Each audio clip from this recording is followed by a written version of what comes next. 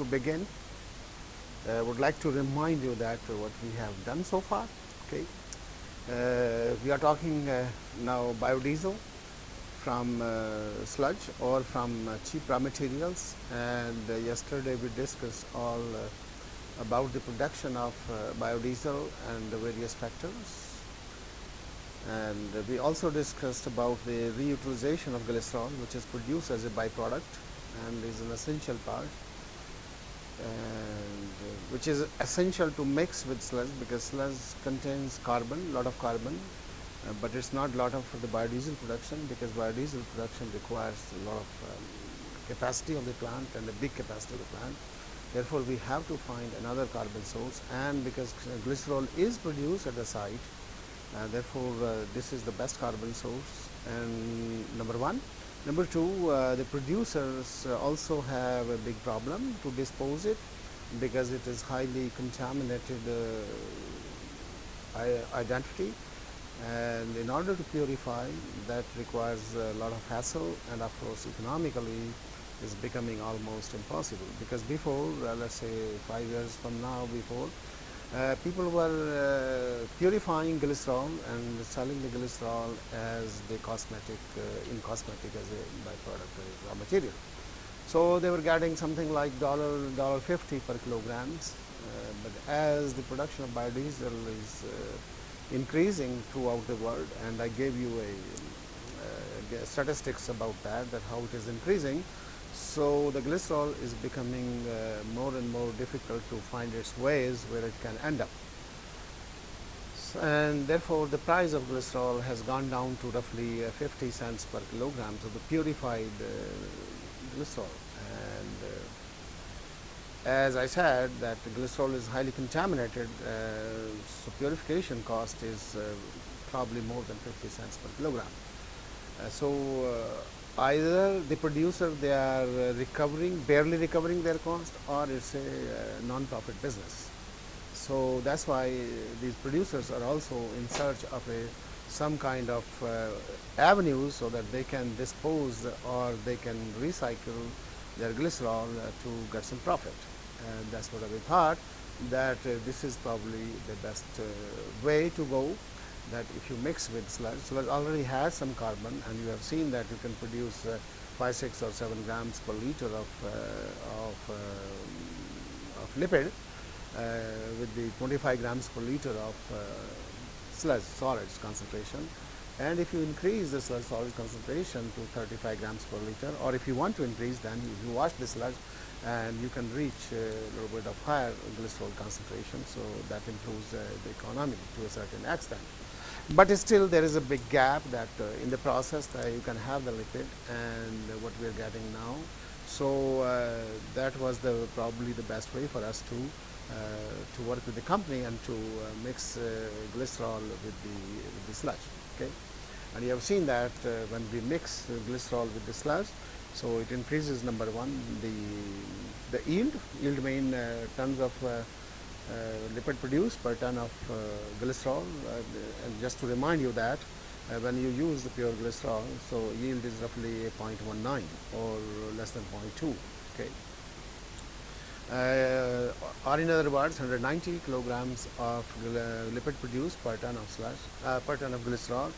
But if you mixed with sludge, okay, so you get something like 300 kilograms roughly, or 360 kilograms per ton of glycerol, because some of the carbon is also coming from sludge, and on top of that, sludge is supplying the other nutrients which otherwise you have to feed into the medium. So that and that also bring down the cost, and this factor of cost is something like 15%. Okay, and the raw material constitute about 60 to 70%. So we'll continue that discussion, and we will see that how the cost figures varies, and how the process variations occurs, and how to reach to a certain level to further acceptable. So first thing I would like to show you that, okay, that's what the scientific community believes, that you get the highest concentration of the lipid in your cells, and that way you will decrease the output, or decrease the value of the the price of the product. And this is just an example. Okay, this is just an example that if you go from 50% to 70%, that's how your price can vary. Okay, this is not a final figure, but just okay, this is an index. Okay, so because you may be scared, oh, 1.4 liter dollars per liter, so no profitable business, because the petrol and diesel sells $1 per liter. Okay, right now. So basically, but to just show you that how it is varying. So when you go for 50% to 70% of the lipid content, so it varies. And then when you go in the 70% in the pure form, so your price is still down. So basically, that's how everybody feels. That's how the people are looking for those strains which can accumulate higher and higher amount of the lipid. And people have the success too, and we also have, I showed you that about 76% of the lipid content. But today we are going to talk, and then you will see that this is not all. And then also people want to grow it, as I have been also advocating, that you have to make your yeast to grow faster so that the productivity is high. Okay, so but then whether we can achieve that is another question. But let's look at also the raw material business. So I'm projecting you this data. These data I collected last year to give a talk in Trivandrum in the biotechnology conference. So these are the best data reported so far. Okay, at least to the best of my knowledge, there are no data have been reported better than them. Why better than them? The maximum biomass concentration in the reactor is 80 to 85 grams per liter. Okay, Khushbu is struggling with 2 grams per liter. Okay, just to give you an example, but I'm sure you will reach that concentration also when you will optimize your system and operate it correctly. The lipid concentration is up to 37 to 42 grams per liter, which is very high. And mind it that it's a pure system. There are no other impurities, just water, cell suspension in water. Okay. The productivity is also high, okay, 0.27 to 0.5. And the specific productivity, of course, is very low, because this is a problem. And yesterday when we were talking, the professor asked me a question that alcohol versus biodiesel, and here is the culprit that we have very, very low productivity as compared to ethanol. But anyway, that's one thing. And the specific productivity is also very low here, 0.005. And if you remember in sludge, of course, I have that figure again, so it goes to 0.5, 0.6 anyway. So lipid-free biomass is about 0.2 to 0.32, and the lipid is about 0.15 to 0.3.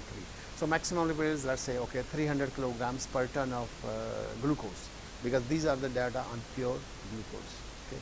Now let's see just see what happens. Okay, in terms of price, there are so many cost heads, but we are not including for right now for those. We are just looking at a substrate cost. Okay. So if you see the cost of the glucose here, that varies from 0.4 to 0.5. Right now the glucose bulk price is $0.56 per kilo of purified glucose from corn. So basically, and then with the lipid yield of 0.3, so basically the cost of raw material per kilogram of lipid is $1.5. That means if you produce a kilogram of lipid, you have to spend, and 1 kilogram of the lipid is $1 cost, and here is $1.5 for the glucose. So where is the system? It falls flat. I mean, there is no business case at all. Okay, so it's outrightly rejected.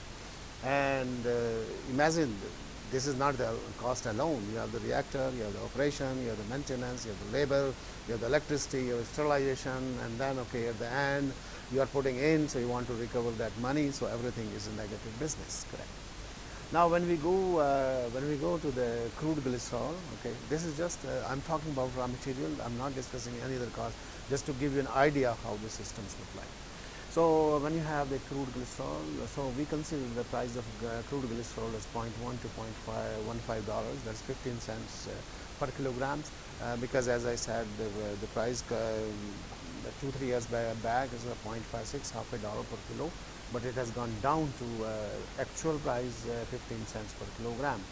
And the lipid yield is up to 0.4 in under best situation, or 0.25 under pure glycerol here. So basically, the cost of raw material is $480 per ton of lipid produced. So basically, you're producing $1,000 worth of lipid, you're just putting $480 per year cost of raw material. So that's again, okay, this cost is again makes about 50% of the overall cost of the system, and in the rest of that is 50% the other item. Now, when you're mixing the glycerol with the wastewater, and here is the starch industry wastewater, so you got a very high yield of roughly 0.4, and then the cost per in terms of dollars of the raw material cost per kilograms of the liquid is only 0.3. So you have the margin is increased, right? Similarly, when glycerol is put into the wastewater sludge, so it's 0.33 versus $1. So basically, the gap is increased, and that's why the people have to think that it has to be a cheap raw material. It cannot be a synthetic material. Otherwise, there is no business case outright. Now, what is the okay? Even if you include here the subsidies of the government, 15 cents per kg or per liter. So even that is not going to work with this case, because still the price will be something like 1.3 or so, 1.35 cents. Okay, so it doesn't fall into anywhere. So we have been discussing all the alternate raw materials, so I don't think so I need to go that again. Our sludge is the best source. We have a disposal problem. It's a pain in the neck. It contains carbon. It contains nutrients. It contains everything. Okay, and that we already proven. Now, yesterday, if you remember, we were discussing that when you change the C/N ratio in the batch, and then CN ratio something 50, we were discussing that is optimum, and that will give you the maximum lipid concentration. Okay. So basically, this figure today I fetched up from some of the thesis of my students, and just to show you that when you put this nitrogen here, the nitrogen is consumed only in something like 20 hours, first 20 hours, and after that there is no nitrogen consumption. Okay. So after that, what happens? Because if there is no nitrogen, the certain enzymes which are responsible for the synthesis of lipid, or they are integral part of the lipid production metabolism, they will not be activated, nor they will not be produced, because there is no more nitrogen. Those have to be replenished, and that is the reason that okay, you have a limited productivity, and then your process will start failing. Okay. And that also similarly you can see that okay, the carbon nitrogen ratio also increases with this. I hope this is carbon by nitrogen ratio. That also increases, and finally, okay, it comes down, but it doesn't come down because of the availability of nitrogen. Something else is being synthesized, like the enzymes or something like that. So the soluble nitrogen increases, but that nitrogen is not available for the lipid synthesis. So basically, that means okay for us, because we are looking for a economical process to produce biodiesel. If we have to produce one day, because there is a force, and because to develop a process to produce biodiesel at a preferential cost, so we have to look for some kind of nitrogen materials which can be also cheap. Okay, and these materials may exist also in your area. May not be the same, but you have to go and find out what are the cheap nitrogen sources, so that you could put in your system and mix with this sludge, and then you could add the glycerol. So when we did this survey with our company, and so we found that silos leachate is an important problem to deal with for the farmers when they grow wheat or corn.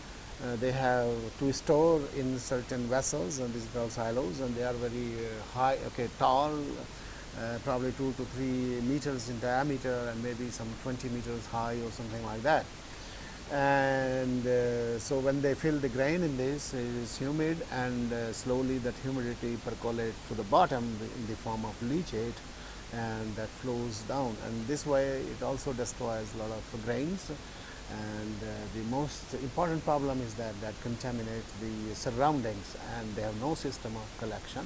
Of course, some farmers have the collection of system in the new designed silos, but still they don't know what to do with this, because this is also a pain in the neck for them to dispose. Like leachate also flowing out of the compost, okay, and Emma is working on that. So those material also they contains a high nitrogen value, but the problem in the leachate coming out of the compost also contains a lot of toxic material, and therefore you cannot use that as a nitrogen source. But silo is for grain or for the fodder, okay? Because in my place or in Canada, we have only summer from May to July, August, okay, end of August. September starts cooling down, and by the time October reaches, so temperature starts coming down near zero. And then until end of April, it hovers at zero or below zero, which dips down to minus 35. So basically, the farmers have to feed their animals. So where do they get fodder? So what they do during the summertime, the straw, basically this corn straw or the wheat straw, they also store that in silos. They fill it up, and that is very humid, okay, because they don't have the time to dry and where they can dry. So basically, they harvest it or harvest the grain, and then the rest they just dump it into silos, and then they keep on using it to feed their animals, okay. Some of the farmers, they also make the rolls, and then they cover with a plastic cover and leave in the field, so to ferment it anaerobically, and then the animal like that fodder, they use that. But here, okay, when they fill it in the silos, so there is a lot of amount of leachate which comes continuously coming out, and here is the composition here of these silos, and the farmers, they don't know to do. So the company thought probably they can collect that silos, because this company plant is situated in a rural area where there's a lot of agriculture within a distance of 100 kilometers, very rich agriculture, and therefore they thought that they can collect that leachate and can bring to the plant and add to the sludge and to the glycerol if it is possible. So they send me a couple of samples to analyze, and I'm presenting you those results here. So the total solids, you see, it is full of nitrogen, phosphorus, potassium, and of course BOD is also very high. That means 12,000, 19,000 grams per liter, very high BOD. So that also contribute to the carbon source and pH, lactic acid. Lactic acid is because it's an aerobic environment in silos, therefore some of the lactic acid bacteria are there, they form lactic acid, and acetic acid, same thing, and butyric acid. Now this we try to replace the nitrogen source, because when you add, as I showed to you, that when you add glycerol to the sludge, so there is a deficiency of nitrogen in the system, okay. So how to meet that deficiency of the nitrogen, so that was the main purpose. And of course it brings some of the carbon source which you saw in the form of BOD and COD, but that may not be 100% degradable, that may be around 70-80% degradable, and the rest is all other complex material. And also I want to tell you that this material is also can be a dangerous material, because if it is coming out from the grain silos, they also use a lot of pesticides to protect the grains, okay, in silos, okay. Otherwise some insects can come, breed there, and can destroy the grain. So they add a lot of pesticides to preserve the wheat, okay. Here also in India also you use those pesticides to protect your crop, okay.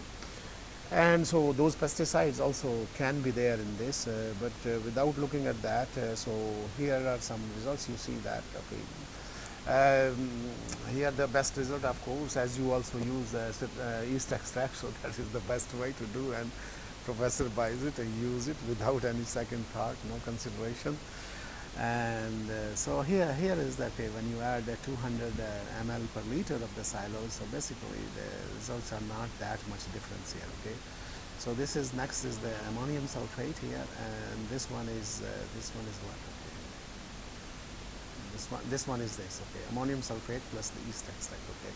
So basically, okay, okay, to sum up the story, so if you add sufficient quantity of this silos waste, so basically it can meet you all the demand of nitrogen, and the concentration of biomass can be increased substantially, okay, with the crude glycerol. But when you add into the sludge, and when you add the three together, the productivity as well as the product concentration, which is the lipid, can be increased up to 30 to 40 grams per liter, which is quite high, okay. Now that gives you the lipid content. As usual, you see that your most liked substrate nutrient source is extract, is always producing the best results. But 200 ml of xylose substitution is almost okay, takes you there, not exactly there, but at least the difference of 3.5 to 3 grams per liter, which is not a great difference, okay. But then if you optimize the whole situation and bring it to the sludge, that nitrogen will also be furnished, so that can also improve the process. So basically we find that the xylose waste could substitute the nitrogen in glycerol as well as the substrate when you use the sludge. And the same thing, the glycerol consumption uptake rate. So glycerol uptake rate is also representable here. This one probably here, okay, ammonium sulfate plus the xylose here. And then if you go for xylose 200 ml, so this one here is not a big difference here. So basically it uses the glycerol at a quite high rate, but at the same time yield is increased because the biomass is in the same tune. Here less glycerol is consumed, but the biomass increase was 3 to 3, lipid 3 to 3.5, and the biomass difference is roughly not much here. You see that 10, so about 12 grams per liter to 9 grams per liter. Okay, so basically it increases the yield of the process. Now, this is the real world fermentation process, just for your information that, okay, now what happens, okay, we started from here, the lipid formation, here the glycerol, here is the glycerol and here is the soap, okay, because the crude glycerol contains a lot of soap. Nowadays the glycerol is coming out as a result of use of the used oil for biodiesel production. Therefore you see that there is a lot of soap here, and so that degradation occurs. You see the glycerol, the one thing you must realize that the glycerol faster, and here the soap is not used that much because soap is a difficult raw material or carbon source to be used, but finally it is used and the biomass builds up here. Biomass builds up here, the blue line, and keep on continuously increasing. And here is a lipid. So lipids, okay, at this point it fails. Okay, it stops. The process fails here, and now the process fails here. Why the process fails here? Because there's not again enough nitrogen. So the same thing, okay, as when you adjust the C/N ratio in the beginning, if you want to produce a high productivity, then you have to keep on adding the nitrogen, as we discussed. And this is also a practical example of that. But we have to keep on adding. Otherwise, the process will break down, and then we have a problem here.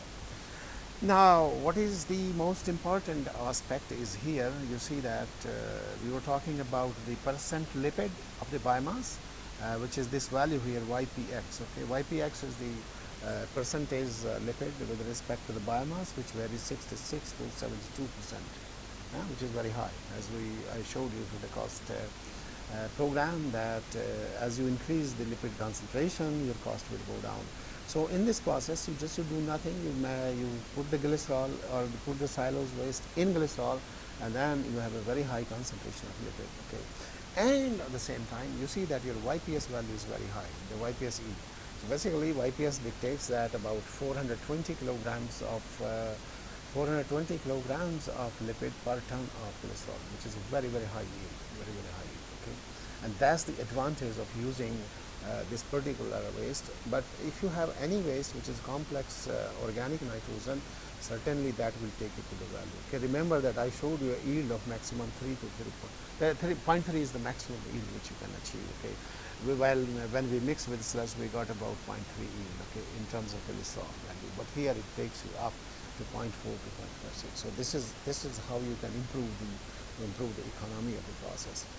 And the most vulnerable thing is SPLP, that is the specific lipid production rate, and that's why the process always fails with respect to ethanol, because ethanol specific rate is 1.2, and here we are just trembling at 0.01, which is very low. That means the productivity of the system is very low. To produce the high concentration of liquid, you really need a very high concentration of biomass. That's what it means. Whereas in ethanol 1.2, so it's very high. That's why it is easy and it is more economical to produce ethanol than to produce biodiesel. However, one has to compare also with the calorific value, because the calorific value in biodiesel is much more higher than ethanol, So that also has to be considered before taking any decision into it. So how it varies? Okay, this is the line for the YPS. That is the yield. So it remains fairly constant. Okay, here it remains fairly constant.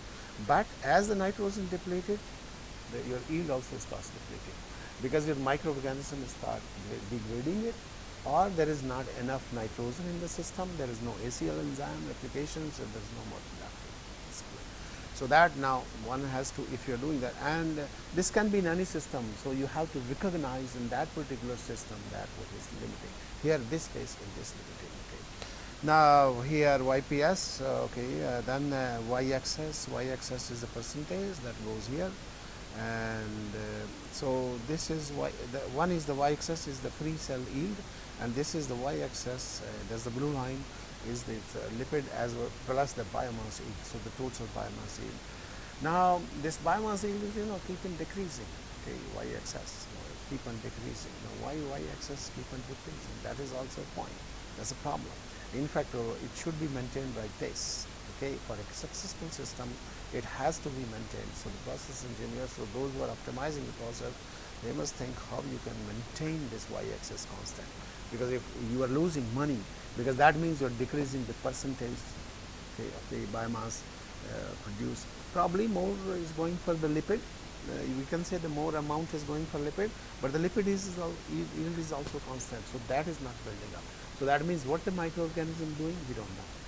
So probably it is taking for more maintenance energy, or it is doing something else. Okay, so that has to be found out. But at the present time, I do not have any answer to this. Okay, and this is okay. This presentation should not be considered as a focus on a biodiesel, but this is the general case in any type of product formation from the biosolids or from solids or from the synthetic media, or whatever the people are using in the industry. So this is a general way of looking at it, and as a student of my lecture, you should consider it as a general way. Of course, it's a specific example of biodiesel.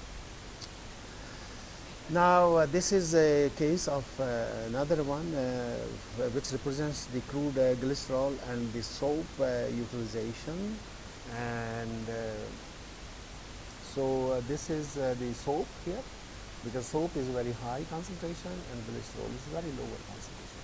So when the soap is high to the tune of 35 grams per liter, you see that you cannot use the soap completely, and then again we fall back to the medium nutrients deficiency at nutrient, because when we take the starch industry wastewater, it contains its own nutrients, but at that particular time we have to supplement more nutrients in that. Similarly, the lipids, if you see the lipid here, the green line, it somewhere trembles here, because whatever the nitrogen was present in that is depleted. Therefore, neither they can use the substrate nor they can produce the lipid because of nitrogen. So basically, when we say that carbon source is very critical in terms of the cause, but the nitrogen is equally critical, okay, and that should be available throughout the system. Now, next item is very important. So we have discussed about the raw materials and the nitrogen source. Raw material is roughly 60% cost. Nitrogen source is roughly 15% cost. Okay, nitrogen breakdown is not here, but the other breakdown is not there. Okay. So here raw material is something like it should not be 0.46, 46%. Okay. These are the other costs. So next item, the largest item is the equipment cost, and these are the utility costs. That is the so-called the energy consumed or energy consumption during the sterilization of the process and the operation of the process. Okay. Operation of the process, you can decrease the utilities by decreasing the fermentation time, and that you are always looking for. You don't want to go for 72 hours or 90 hours fermentation. So you want to terminate in 40 hours so that your utility cost is decreased. But another major utilization of electricity is the sterilization. Okay, you have to sterilize, so the horrendous amount of steam is consumed, and therefore the utility cost increases. So if somehow we can get rid of the sterilization process, then we can work on the substantially improve the economy. Because if we somehow eliminate that, It's not only the equipment, but then the equipment dependent cost will also be affected, because then in that case you will not need the SS316 vessels, okay, which you conduct, or high pressure vessel which you need to sterilize to create a pressure. So that cost can also be decreased. But the question is how to do that, because you want to grow a pure culture. It's not a mixed culture, correct? If you are working on, if you have a mixed culture, then there is no problem. Of course, like if you are using only the biosolids, it's okay, fine. But if you, the problem here we are discussing the glycerol, because glycerol is a big headache. So you want to use the glycerol alone, so that probably you can do that. Okay, we try. I will present you some results here. So let's go ahead. How to use, how to conduct a sterile versus non-sterile lipid production. Is it possible? Let us see the first result. We try to do it in shake flask. Okay, this is a shake flask result. Very good, very nice results. Okay, the biomass concentration is increased, and the lipid concentration is also increased. You see that? Okay, let's see here. Okay, now this is what this blue line is lipid, this one, and the yellow line is also lipid. So you see that lipid under sterile conditions, lipid under non-sterile conditions, and then you see the jump. Okay, so the jump is quite high. Okay, when you have the non-sterile condition. Now, why this jump? Because you have methanol. You have methanol in your solution, and that methanol gets evaporated when you sterilize the system. But in case if you can use the non-sterile system, then the methanol is used also as a carbon source, and that carbon source is quite effective, and the yeast can use that to a very at a very high rate, a very high rate of consumption, and that increases the yield of the process. Okay, in terms of this. Okay, very good. Same thing in the biomass lift here from this blue line here. So roughly 4 grams per liter. So it moves up to 10 grams per liter, which seems very good.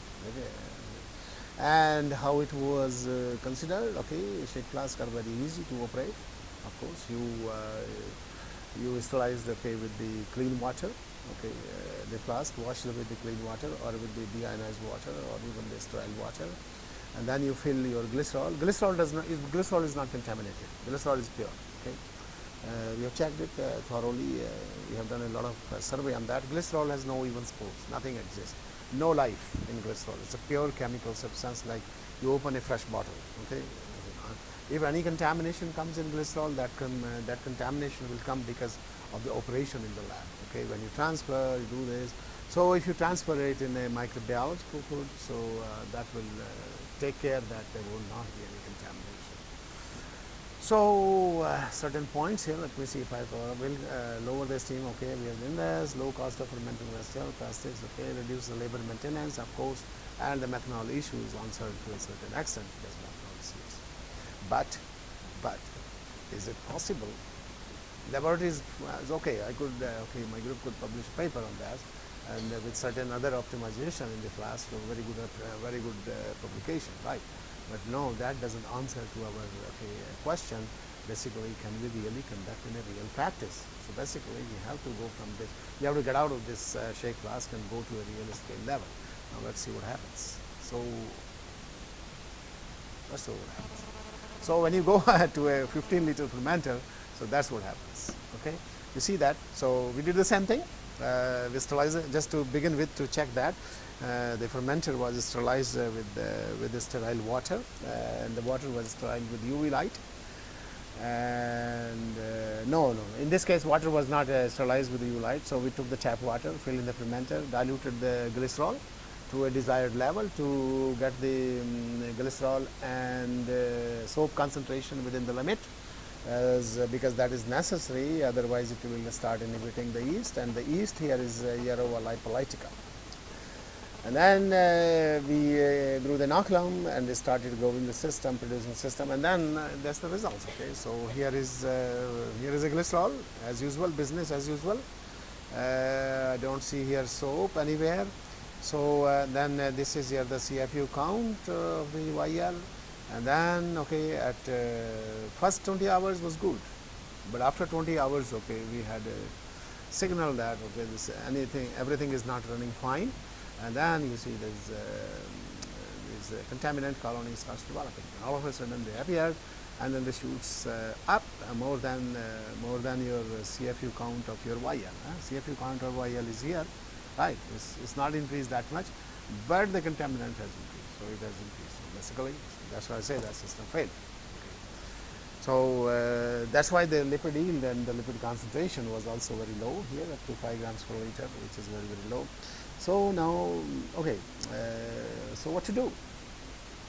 What to do in this case? Can you think of something? We have glycerol is not contaminated. The fermenter we washed with the sterile water, so there is no organism there. And then we filled the water, diluted it, and within the fermenter. So what happened? The contaminants came from water. That's what we thought. The contaminant came from tap water. Because tap water contains certain population of bacteria, of course. Because normally the water is treated on the water treatment plant through LM precipitation and all those kind of things. And it follows the norms, but there are certain very minute concentration of the microorganisms that can always be present, or the spores that come down. That's not dangerous to the health because that's below the limit. But they develop over the time when they put into the system and they have the nutrients. So they start growing. So basically, that's what we thought, that it is coming from there. Okay, so now what to do with that? So we said, okay, fine. Because we work in the cooperation of the company, and the company says, no, I don't want to use the steam sterilization system. So we told them, okay, here is a story. So what to do? So they said, okay, fine, I can find a method to sterilize the water. And they said, okay, in their company they have a UV system. So okay, fine, they will sterilize by UV. Okay, very good. So they sterilize the water with UV, which is very easy, because as you know, in the tertiary treatment we use UV, correct? After the secondary treatment, to make sure that effluent has no pathogen, so it passes through a layer and then it is treated with UV, and UV kills those microorganisms. So basically, they provide us a system, which was very good, and we did that sterilization of water, and then conducted the experiment. So here is the story. So the system runs well, no problem. See, no contamination. See, no contamination. Okay. Let me see here. As usual, the soap here goes. As usual, its kinetics of degradation is very slow. Glycerol is faster, goes down to 0. And the biomass goes up and up to almost 20 grams per liter, or near 20 grams per liter here this side. Sorry, biomass and lipid here. And the lipid concentration is also high here. So it goes to about near 10 grams per liter. And the most important is there is no contamination. There is no contamination. Okay? So it's good news. Okay. So then, okay, once it is done, so now we are planning to go to 3,000 liter reactor, because this is a 15 liter reactor. So the company has constructed a plastic tank with meeting all the requirement of oxygen transfer, and now this process is going to be tested in 3,000 liters, and then check it that if it runs free of contamination. Okay, and if 3,000 liters will be successful, so then we have a planning to go to 60,000 liters.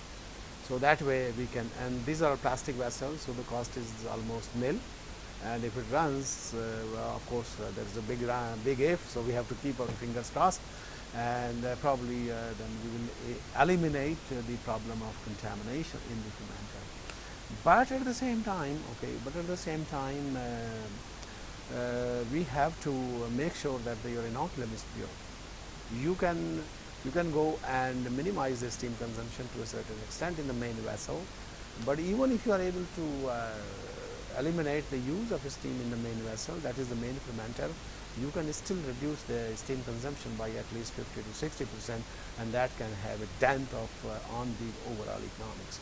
So when you work with a company, so they keep on suggesting, you keep suggesting them problems, and because you have to speak in their tune. Okay, you cannot say, I want to do this, I want to do that, so that may not be important. So every time we go to them, no, we don't want this, we want this. Now how to achieve that, that's the challenge, and that falls on our head.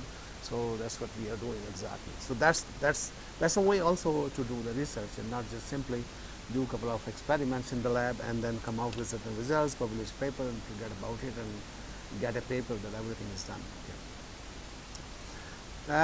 Now I turn towards again in the economic terms speaking. As we have seen for the production of lipids or biodiesel, the raw material cost is very important, the most important. Utility cost is the next one which is important. And also I told you about how you can reduce the cost of the nutrient sources by finding a suitable substrate or suitable nitrogen furnishing agent in your area or where you want to establish the plant. I was lucky that we have this raw material or material available in abundance quantity and we can use it. But if you are putting a plant in Delhi or somewhere, so you have to see that what is the best material or option for you to do that. Okay. Now the next item is are the co-products. Okay, because co-products are always help to economize the system if you can produce simultaneously, so you can recover them separately. Okay, yesterday I was talking about the extracellular polysaccharides along with biodiesel. I will talk to you in much more details tomorrow that issue. EPS you produce when you have a mixed culture, but when you have pure culture, can also be there some co-products? The answer is yes. And one of the co-products is the lipase enzyme. Okay, and then here is the activity of the lipase enzyme, which vary during the fermentation of the glycerol. Now here, just remember that we are not mixing to the sludge. When we will mix with the sludge, the story can change. Okay, you may have higher enzyme activity, you may have higher lipid productivity, and because when you optimize the process, you have to go one by one. Correct? You cannot just fall into all of a sudden into a complex system where many parameters are taking place. So you have to control the parameters one by one. So this is the lipase activity, and because in sludge there will be a lot of also the how do you say that? Okay, the oil matter. So that oil matter also helps in developing the lipase activity, like in glycerol also. Okay. But here the challenge is as you saw that the system can run up to 60, 72 hours, 70 hours to get the maximum lipid concentration here. But in this case here you see from 40 hours or so your lipase activity starts coming down. So now another challenge, another problem we have created, that how to keep this activity intact and then not to activate. So another challenge. So anyway, so we are looking at that. There are some researches going on, but unfortunately I cannot give you all the informations because there are certain, how do you call in science, some patenting and this and that information. But it is possible, I can assure you that it is possible, and we are working on that, and we can prolong this time to the point where lipids are produced. Okay. Once the lipids starts coming down, as I showed you that in case of silos, when the system breaks down and the lipid concentration goes down, then only the lipase activity will go down. Okay, and as long as you have enough concentration of the soap in the medium, it will keep your lipase activity intact. Okay, so that is another product. Okay, now yield factor variations, we are always bothered about it. Okay, so that's another here another graph. Now what it shows here, that initially your yields are very high, but then your yield suddenly after 20 hours or 30 hours or so, they changes, they keep at the same level, but they are low. Why we cannot maintain at that high level here? Why we cannot maintain this at that level? So basically that's a challenge also, and that is because again falls back to the are we feeding it correctly? In terms of the nutrients, is other than nitrogen, there is something else in the medium? Possibly yes, possibly no. Okay. So that we are also looking for, and that is a challenge also in this technology to produce it economically. So one has to look. We have this problem, but we have no solution at present to give you. But as the research continues, certainly we'll be investigating that how to maximize these factors. Now the specific, that is the one of the also main issue, the specific, you remember that I told you the specific productivity. That means production of lipids per unit time per gram of the cells. So same thing, same story here. The specific glycerol consumption initially is very high. That means the specific lipid productivity is also very high. But then it drops suddenly within the 20 hours. The lipid is increasing slowly, but it drops very suddenly. Why drops slowly? So what it is making? Okay. Then again is a nutrient problem. And then when we compare with the ethanol system, there you maintain a balance. There maintain a high productivity and high consumption rate. But here it falls down. Okay. And at present there are no answer for this. And it's just okay. The consumption rate within just 20 hours fall almost to zero. Almost to zero, or probably 0.05 or not more than 0.1.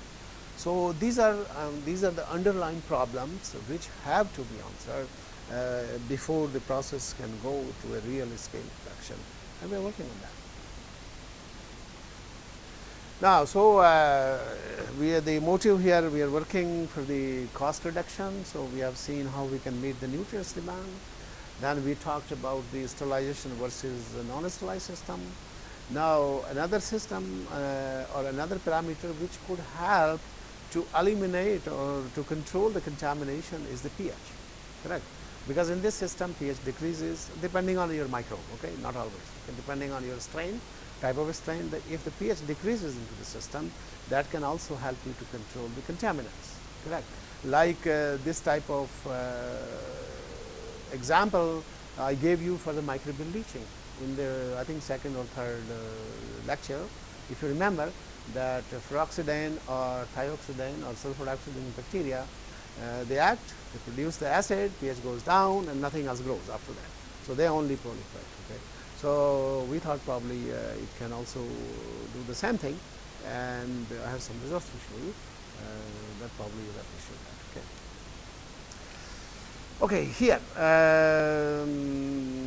Okay, now I want to show you first, okay, how the pH decreases. Okay, is it the pH here? No, there is no pH. Okay. Okay, by chance there is no pH, but okay, as the process goes up, okay, with time the pH decreases, and in this process there is another formation of the co-product, which is citric acid. Okay. Citric acid also is a good product or co-product we can recover and sell it as a commodity. It also sells roughly $1 per kg, like the lipid, okay, $1 per kg. So if you are producing simultaneously, you produce lipid, okay, and 1 kilogram and 1 kilogram of citric acid and some activity of lipase, and if you recover all the three, so that way you can make the process further economical. And when the pH is controlled, so you see the production of the citric acid can go as high as 12 grams per liter concentration. It can go to further high level provided you feed more and more carbon. Of course, biomass concentration will go high and lipid will also go high. Okay. But unfortunately, when we did not control the pH, so the citric acid concentration decreased. Okay. So that's a negative point, right? So we cannot. So now the question is, we have to compromise between the two. Either we get the citric acid as a co-product, or we try to eliminate the contamination. Okay, and that's a cost factor. Okay, that's a cost factor. So we are trying to optimize and then put into the cost program, and then to find an option which one is a better way in terms of the cents and dollars. Okay, I cannot answer you today, but that will be available after some time. So these are the research challenges. Now here is that, okay, pH about 4 is attained within 30 hours of the operation. Okay, and that's why it is helpful to contaminate or to keep the contamination at bay. So that's the reason. Okay, then increased maintenance energy, because when the pH is low, environment is changed, so maintenance energy is increased, and when maintenance energy is increased, so that can take you into the direction that your product concentration is decreased, and the lipid concentration may be a factor of that, or can be a so-called can be affected. Okay, and the same thing. Okay, here digestate is also very good. Exactly what I am saying and expecting that the lipid is a question. But certainly minimum substrate is diverted for citric acid, and it is not also going for the lipid. So where it is going? It is going for the maintenance, which is a waste of the material. And on the other hand, if we see the lipid concentration is affected, but to a lesser extent. Here are the two lipid concentrations. Well, of course, these are the biomass concentration with the control, and the biomass concentration with the uncontrolled. Okay, so basically this is not a difference here at the end of the process. Okay, but here the lipid also is the same story, and the glycerol consumption is the same story. So basically this is not a problem. Okay, but there is problem of if we can sacrifice the citric acid as a byproduct. And we have tested this process up to 150 liter scale, and the process works very well. Okay, with the sterile water, with UV, uncontrolled pH, and sterile inoculum, no sterilization of glycerol, put in the fermenter, the process works very well so far. With methanol concentration of 3% volume by volume. Okay, that means 30 milliliter per liter. That's the company leaves there. So basically, we run the process without contamination. Okay, and that's a big advantage of this. Then we moved back to the control pH versus uncontrolled pH. So I gave you that idea that okay, nitrogen depletes, but here the question is that when you controlling the pH, let's say this nitrogen, so basically nitrogen falls to the same level. Okay, so there is no difference in the two. So basically nitrogen is limiting, so limiting here in the uncontrolled process too. Okay. Same thing with the CN ratio. CN molar ratio is here with the uncontrolled pH, this one, and this is the controlled pH. So basically, if you see that there is also another difference here, and at this point, basically nitrogen becomes limiting the two. So basically, this problem remains as such, whether control or not control. So we have to supply an extra nitrogen source. But okay, a caution: if we use the silo waste or something like that, that has to be taken care, because we cannot use that. That is contaminated. Though there is a lot of concentration of pesticide in that, and probably it is free of microorganisms, but still there are lots of spores in that. It is contaminated, heavily contaminated spores, and that has to be dealt with. So we cannot use those kind of spores. So basically, if you have one parameter to safeguard, then something else will come into the play, and with all that resultant parameter has to be derived, and then we have to go for the cost estimation and then see if we can really hold that. And unfortunately, I am working on a larger scale with the company, and these answers we are trying to find out, and probably will provide these answers in the near future. But today we do not have answer to that. So this is it. Okay, this is a very important point. Yesterday I was discussing that the scientific community thinks that first in lipid production, first you have the growth, and then at a certain time, as in the fermentation, you reach a level that some nutrients become limited, and then nutrients limitation triggers the lipid reduction, and so you accumulate all of a sudden lipids. Okay, so there are two-phase system, but we don't find this two-phase system, and that clearly indicates that okay, because the specific growth rate here and the specific production rate of lipid, and they are all proportional, they go hand by hand. Okay, that means you increase the specific growth rate, your specific production rate will increase. So this is okay. From process engineering point of view, there is no space for me to think of that. Okay, that is true. I'm not here negating those facts. They are certainly there, but they are in a rich medium. Okay, where the nutrient, or you call the full medium. But here, when you deal with a complex medium, so that's the story. And for a process engineer, this is good because I can feed my systems with the nutrients, and then increase the specific growth rate, and then increase the specific production rate. So that's good for me. Okay. However, it is completely against the scientific community. Now let's see. Now that's a challenge. Okay, so I can imagine that. Okay, as I said, that initially my specific growth rate increases abruptly, and then abruptly decreases. So my production rate will increase. Okay, I don't have these data to correlate with the specific production rate, but that will decrease. Then again, okay, I have to have some nutrients in the system that I can foster my specific growth rate. And now you see that at different substrate concentration is the same story. Only thing at the high substrate concentration, the substrate like here, let's say 160 grams per liter, the specific rate, the maximum reach is very low, whereas at low level it goes to a very high level. Correct. So now how can I control it? That is the question. Okay, and that, okay, I have to rich my system with other nutrients so that the specific growth is maintained, so my production rate will be maintained. So these are the challenges in this technology to be met and to be solved. Same thing, you see that C by N ratio, if you just feed the C by N ratio in the beginning, same thing, your specific rate shoots up at the CN ratio, but then immediately it comes down. So you continuously keep on feeding. So you have to have a certain type of fed batch type of system, so that you continuously not feeding only your carbon source, but keep on feeding also the nitrogen source, and then you increase to your highest level, as I showed you in case of the glucose. It is possible here, and but that is the, okay, you have to consider that. And as I said, we are working on that, and we are very hopeful that in next couple of months we will be touching those values. This now coming back to the sludge.